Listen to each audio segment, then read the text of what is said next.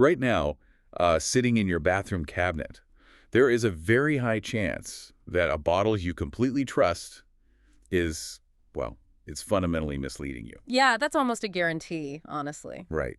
Because you see vitamin E printed on the label of your daily supplement or, your favorite nighttime moisturizer in these big friendly letters, and you naturally assume it's the exact same nutrient found in a handful of almonds or a fresh spinach leaf. Which is exactly what the industry wants you to think. They rely heavily on the fact that most consumers will never notice that single tiny letter hiding on the back of the bottle. Let alone understand the really profound impact it has on their cellular health. Exactly. Welcome to today's deep dive. If you're joining us, you are our resident learner, and today our mission is to decode this incredibly confusing alphabet soup that is just plastered across the back of your skincare and supplement bottles. It really is a maze. It is. And to do this, we are pulling from a really comprehensive guide titled DL-alpha-vitamin E. It's written by Laurent Fabian, the founder of Ingredientsage. Yeah, it's a massive behind-the-scenes look into the chemistry, the safety risks, and, the labeling loopholes of the whole supplement world. Okay, let's unpack this. We need to start with the core chemistry. What exactly is the difference between this synthetic version of vitamin E and the natural one? Well, it all comes down to a prefix, just DL versus D. Okay.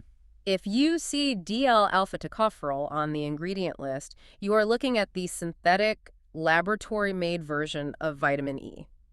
And that is typically synthesized from petrochemicals. Wow, so literal oil. Right. But if you see just D-alpha without the L, that indicates the natural version, extracted from plant sources like soybean or sunflower oil. So the L is basically the dead giveaway that essentially stands for lab-made. That's a great way to remember it. But the source gets into some pretty heavy chemistry here, mentioning that the synthetic version is I think that the term was racemic mixture. What does that actually mean for the person swallowing the pill? Okay, so think of the molecular structure of natural vitamin E like a pair of right-handed gloves. Right-handed gloves, okay. Right. In nature, plants only manufacture this specific right-handed shape. So when that natural D-alpha enters your body, it fits your cellular receptors perfectly, like a hand sliding smoothly into a well-tailored glove. Because our bodies are built for it. Exactly. Our enzymes are designed to work with that exact 3D architecture. But when chemists try to mass-produce vitamin E in a lab using chemical synthesis, the reaction doesn't just create right-handed gloves, it creates a 50-50 mix of right-handed and left-handed gloves. Oh, I see. Yeah, that 50-50 blend of two different orientations is what chemists call a racemic mixture. I'm guessing our body's enzymes don't really know what to do with a left-handed glove. They don't. Half of that synthetic mixture is essentially the wrong shape for your body's biological locks. Oh, it seems so inefficient. Why do manufacturers even use this synthetic process then? Because it is incredibly cheap. And, highly efficient for mass production. Always comes down to cost. Always. But the chemical modifications don't stop there. If you look closely at that label, you'll often see words like acetate or succinate tacked onto the very end of the name. Right. The source refers to those as esters. Why are we attaching even more chemical parts to this molecule? It solves a major retail problem, shelf life. Oh, so it stops it from going bad. Exactly. Raw vitamin E is a powerful antioxidant, which means its whole purpose in life is to react with oxygen. Right. If a manufacturer simply put raw tocopherol into a gelatin capsule or suspended it in a skin serum, it would quickly oxidize and go completely rancid sitting under the fluorescent lights of a pharmacy. Gross. Yeah.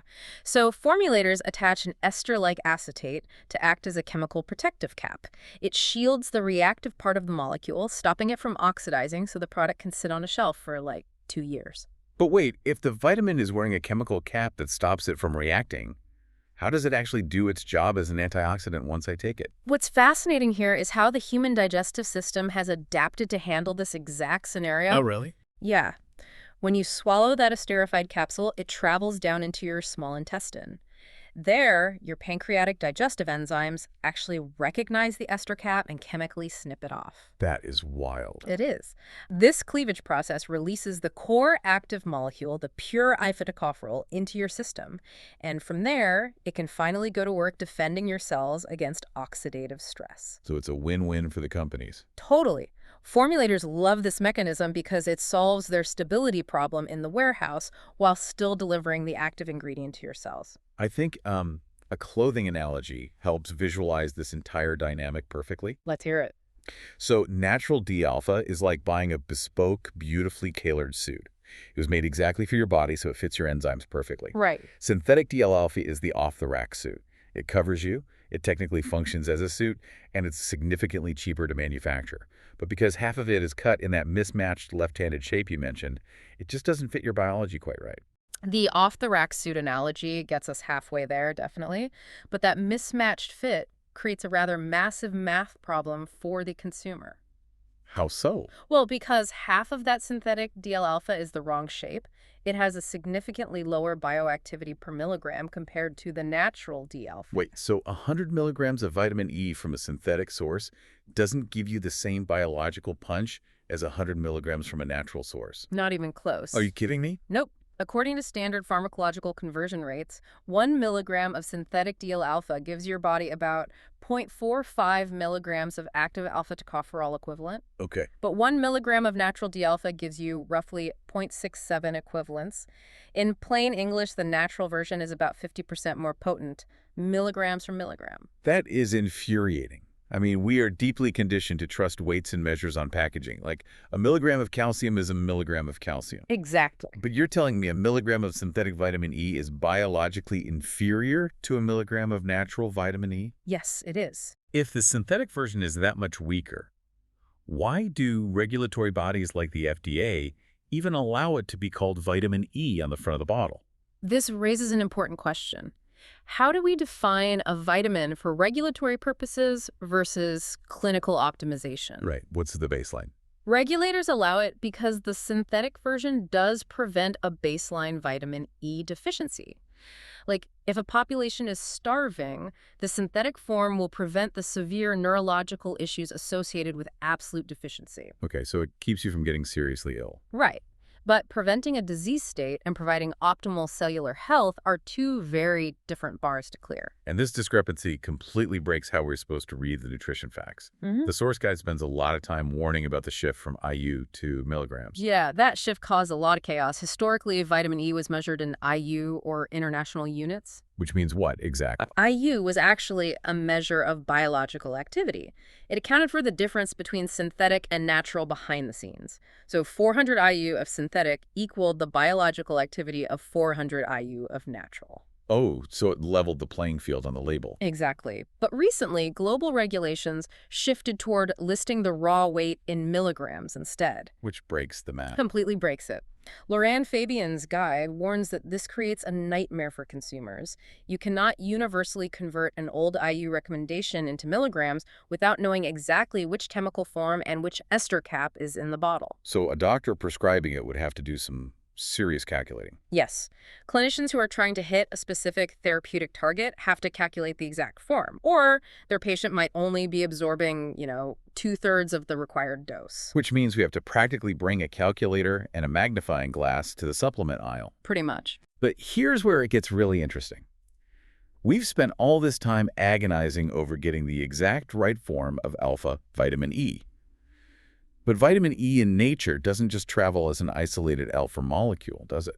Not at all. Alpha is just one sibling in a much larger biochemical family. Right. The complete vitamin E complex actually consists of multiple tocopherols. You've got alpha, beta, gamma, and delta. Okay. And beyond that, there's an entirely separate branch of the family called tocotrienols, which also have their own alpha, beta, gamma, and delta forms. So isolating just the alpha is a completely human invention. Entirely. We basically walked into a complex forest of nutrients, plucked out the loudest, most abundant sibling, and shoved it into a gel capsule while completely ignoring the rest of the family. We did. Primarily because alpha-tocopherol is the specific form our liver preferentially holds onto and distributes through the blood. Oh, I see. But by isolating it, we lose what scientists call the entourage effect. The source guide highlights ingredients you might see on premium labels called mixed tocopherols and TRF, which stands for tecotrienol-rich fractions. What do those other siblings do that the isolated alpha can't? They provide a much broader spectrum of antioxidant coverage. Different forms neutralize different types of free radicals in the body. Like having different tools in a toolbox. Exactly. Tocotrienols, for instance, have a slightly different physical structure. They have a shorter, more flexible tail that allows them to move much more freely within our cell membranes. Oh, that's cool. Yeah. And because of this mobility, they offer distinct neuroprotective and cholesterol modulating effects that pure alpha-tocopherol simply cannot provide on its own. So isolating alpha leaves us missing out. Right. Smart formulators realize that relying solely on synthetic DL-alpha leaves massive biological gaps. So to patch those gaps, they will often blend the cheap synthetic alpha with a dose of mixed tocopherols, or TRF. But if a person's goal is to protect their cells with broad antioxidant coverage, shouldn't they just seek out a natural mixed tocopherol supplement from the start? You would think so. It just seems entirely backwards that we chemically strip out the best, most complex parts of the plant just to save a few pennies in manufacturing, and then try to artificially glue it all back together in a lab. It is a constant tug of war between commercial viability and biological completeness. Synthetic DL-alpha is incredibly cost-effective to produce by the ton. Right. But you're right, from a purely biological standpoint, providing the body with the full spectrum of tocopherols and tocotrienols much closer mimics the way our bodies evolved to absorb these nutrients from whole foods over millions of years. Which brings us to a massive reality check regarding what our bodies actually need. Because if you walk through a pharmacy, the wellness industry is basically screaming at you that more is always better. Always. You see bottles boasting 400 milligrams or even 1,000 milligrams of vitamin E. What does the scientific literature actually say we require on a daily basis? The literature is very clear, and the number is staggeringly lower than you might think. Really? How low? In most jurisdictions, the recommended daily dietary target for healthy adults is about 15 milligrams of alpha-tocopherol equivalents. Wait, 15 milligrams? That is a tiny fraction of what's inside those massive horse pills. It is, and the reality is, the vast majority of people get substantial, meaningful amounts of vitamin E just from eating a normal, varied diet. Like what kinds of foods? Well, if you cook with olive oil, or eat almonds, sunflower seeds, and leafy greens, you are highly likely hitting that 15 milligram target without ever opening a supplement bottle.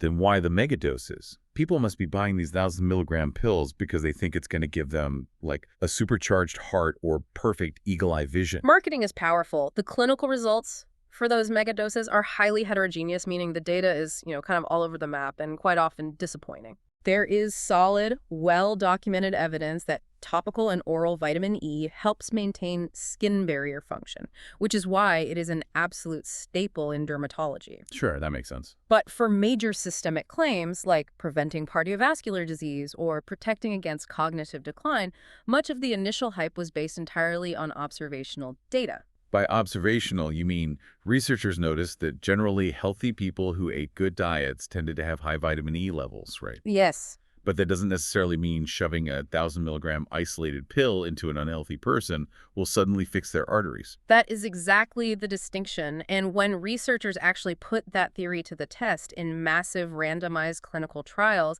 giving people high doses of isolated vitamin E did not consistently demonstrate cardiovascular benefits. Wow. In fact, some trials showed null or even slightly negative outcomes.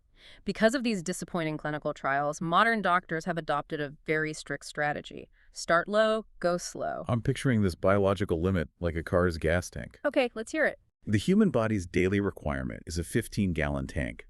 Pumping 500 gallons of premium gas into it doesn't make the car run any faster or smoother. Right. The tank simply hits its maximum capacity.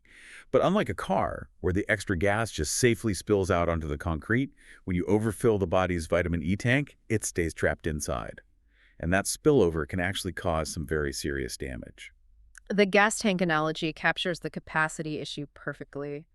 High-dose vitamin E simply doesn't offer the miraculous added benefits the wellness marketing promises, but it absolutely introduces significant, documented safety risks. And this is the dark side of the vitamin aisle that nobody ever talks about. Right. We are culturally conditioned to view over-the-counter vitamins as these universally safe, completely harmless little wellness boosters. Yeah, people think they're basically candy. Right. Like, what's the worst that could happen? You just pee out whatever your body doesn't need, right? If we connect this to the bigger picture, we have to recognize the fundamental metabolic divide between water-soluble vitamins and fat-soluble vitamins. Okay, break that down for us. Vitamin C is water-soluble. If you take a massive dose of it, your kidneys filter the excess from your blood, and you literally flush it down the toilet. It is relatively harmless. Right. Vitamin E, however, is fat-soluble. Meaning it dissolves in fat and stores itself in the body's tissues rather than just passing through. Yes. With prolonged, high-dose intake, it builds up in your liver and fatty tissues. And the specific medical danger highlighted in Laurent Fabian's guide is that high intakes of accumulated vitamin E actively influence your body's coagulation pathways. Coagulation meaning it acts as a blood thinner. Exactly. It acts as a blood thinner. But mechanically, how is it doing that? Is it just making the blood more slippery? It's much more insidious than that. High levels of vitamin E actually interfere with the function of vitamin K. Wait, vitamin K? Yeah. Vitamin K is the crucial nutrient your liver uses to manufacture clotting proteins. Think of excess vitamin E acting like a chemical jammer in your body's emergency repair system. Oh, wow. When you get a cut or have internal bleeding, the body sends signals to form a clot and stop the bleeding. The accumulated vitamin E physically blocks those clotting signals from functioning properly. Wow. So if someone is already taking an anticoagulant or an antiplatelet medication, like a prescription blood thinner for a heart condition, and they casually start taking a massive 1,000 milligram dose of vitamin E because some internet influencer said it was good for longevity. They are compounding that blood thinning effect without realizing it. That is terrifying. It is a critical, life-threatening bleeding risk. The guide is unequivocal on this point. Special populations absolutely must have professional medical oversight before using high-dose vitamin E supplements. Which groups specifically? That includes individuals on blood thinners, pregnant individuals, people preparing for any type of surgery, or anyone with an underlying bleeding disorder. The fat-soluble nature means the danger doesn't just pass in a few hours. The chemical jammer remains lodged in your tissues. That completely shatters the illusion of the harmless vitamin pill. It makes you realize these are highly active biochemical agents that command respect. They really are. Given these very real safety risks and the incredibly confusing math of the synthetic left-handed gloves versus the natural right-handed gloves, how does a regular consumer actually navigate the supplement aisle? Are there specific red and green flags we should be hunting for? There are several key indicators. First, consider the form factor, how the manufacturer is actually delivering the vitamin to your system. Okay. Soft gels are generally excellent because they allow for precise dosing, and their sealed environment keeps the vitamin highly stable. Oil-based liquid drops, on the other hand, require extreme caution. Because of the oxidation risk we talked about earlier. Yeah. The raw vitamin reacting with the air. Exactly. If an oil dropper isn't packaged in dark, UV-blocking glass and stored properly, every time you open it, exposure to light and oxygen will degrade the vitamin. So it could turn rancid before you even finish the bottle. Easily. Emulsions are another modern option. These are great for cosmetics or fortified drinks because they disperse well in water, but they require highly advanced, expensive formulation to remain chemically stable over time. Okay, so beyond picking a soft gel over a sketchy dropper bottle, what am I looking for on the actual paper label to know I'm getting a quality, safe product? You want third-party validation. Look for a USP verified mark or a badge stating the facility is GMP compliant, which stands for Good Manufacturing Practices. Got it. USP or GMP. But the absolute gold standard for quality, according to the source, is a COA, a Certificate of Analysis. Which is what exactly? Like a report card from a lab? Yeah, it is a batch-specific, independent lab report. Reputable, high-quality brands will often make these available directly on their websites if you type in the lot number printed on your bottle. That's good to know. What does the COA actually tell you? A proper COA verifies 4 crucial details: the exact chemical identity of the ingredient, the verified potency, so you know the milligram math is accurate, the absolute absence of contaminants like heavy metals, and markers of oxidation to prove the batch hasn't gone bad in transit. That level of transparency is amazing. What's the opposite of that, then? What's the biggest red flag that should make me drop the bottle? The phrase proprietary blend. Really? That sounds so fancy, though. It's usually a trick. If a label lists a proprietary antioxidant blend and completely obscures the exact milligrams of the specific tocopherols inside that blend, you should put it back on the shelf immediately. Because you're flying blind. Completely blind. You cannot calculate your safe dosage, and you cannot know if you're getting the natural D-alpha or the synthetic DL-alpha without knowing the exact breakdown. It is the antithesis of transparency. So what does this all mean? Let's give you, the learner, a practical 4-step checklist you can use the very next time you are standing in the supplement aisle. Number 1, check the prefix. Are you looking at DL-alpha, the synthetic off-the-rack suit with the mismatched left-handed gloves? Or D-alpha, the natural bespoke fit? Crucial first step. Number 2, check the potency. Look closely at the milligrams and remember that a synthetic milligram is drastically weaker than a natural milligram. Number 3, look for the USP or GMP seal of approval to ensure it was manufactured safely without contaminants. And number 4, store whatever you buy away from heat and light to stop it from oxidizing and going rancid in your cabinet. Lauren Fabian concludes his deep dive with a sentiment that perfectly summarizes this entire industry. In a crowded, noisy, and often misleading space, transparency and quality matter above all else. Your absolute best defense as a consumer is demanding clear-form disclosures and verified potency. This has been such a profound shift in perspective. I mean, we started by just staring at the tiny, confusing letters of DL-alpha versus D-alpha and ended up uncovering the hidden math of bioactivity, the failed clinical trials of negadosing, the very real dangers of fat-soluble bleeding risks, and how to read a label like an industry chemist.